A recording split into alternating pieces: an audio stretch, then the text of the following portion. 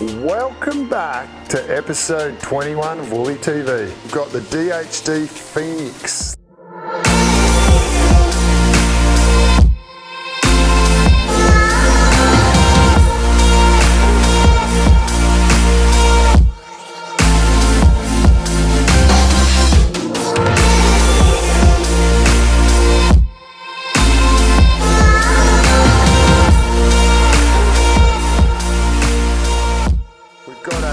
Another PU board, we've got the DHD Phoenix. So the Phoenix is a step down. You should ride it 2 to 3 inches shorter than your normal short board and a couple litres more. So I've ended up with the 510, 20.5 to 9/16, which comes in at 35 litres.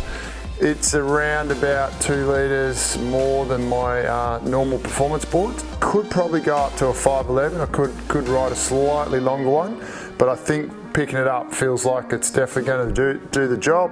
I've got the Black Sticks Futures Andos in there, so they're a large template. I tend to find that with the shorter boards that I'm grovelling on, I like the Black Sticks if it's a Futures box, and they just seem to generate a little bit more speed out of the grovelier surf, and that's what this is built for. The good thing is it's our summer here at the moment, or just the tail end of it. We started it about a month ago reviewing this one, getting through it, found a bunch of pretty average little waves to surf on it, just around home, didn't take it anywhere else. Found it's saying sort of the board should be used in 1 to 4 foot, and that's what we rode it in, from sort of 1 foot up to maybe shoulder high, not much bigger than that. It is quite a wide tail, it's a squash board, it's really flat up the nose, it's got quite a wide nose template. If you have a look on there, it's quite a disky sort of board, nice and wide. I think it's going to grovel pretty well looking at it. The rails feel quite pulled down for quite a thick board. So let's get out there and go see how it goes. I know there's a few little grovelly waves around, so we'll get down there and be back soon. Yoo.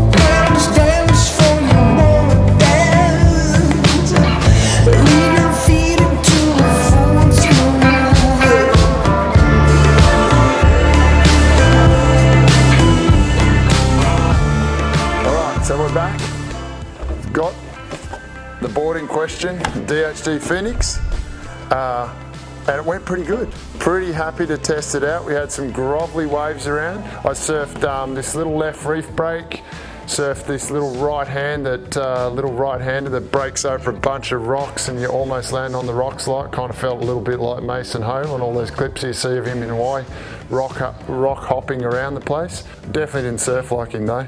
But it was good to test on the two little waves next to each other. Then I went and surfed this really windy, gutless, sloppy wave that was really powerless and really hard work for someone of my size.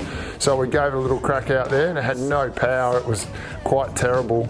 So that really did give me a chance to give the board a good try in really crappy surf. It definitely worked in those smaller waves. Glad I rode it with the Ando fins in it. The board's held up really well.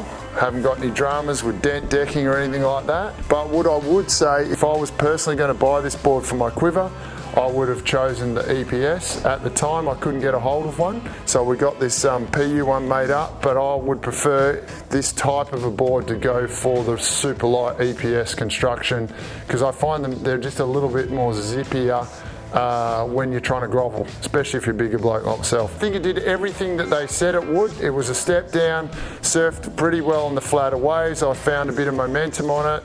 I did only have 4 surfs on it, so I didn't spend the time I normally do on some of the boards getting used to it, but we haven't had a lot of surf around lately and I've got a bunch of boards backing up. So as a groveler, yes, I think it did the job great. I didn't get to try it in anything over about yay big, so I didn't get out there in anything overhead to see how it'd handle in something with a bit of curve on the wave, but it is built for that smaller surf. There's plenty of clips around of Fanning and a bunch of the DHD team ripping on it, so if you want to go see that, you can check out what it looks like on a bunch of different waves from those guys as well. So thanks DH for hooking us up with that one. If I was you guys and you're umming and ahhing, if you're deciding between the PU and the EPS, I would probably choose the EPS for this particular board. I think anyone can ride it. As if you're a grommet looking for a step down, you can get smaller versions of. If you're a bigger bloke and you just want a one board quiver to grovel around in substandard surf, this could be the board for you too. It definitely works pretty well. So thanks for watching. Got a bunch of episodes coming up. Please subscribe. Keep on top of it. We got 7, 8 boards coming through now. Bunch of different stuff. Stay tuned. Thanks.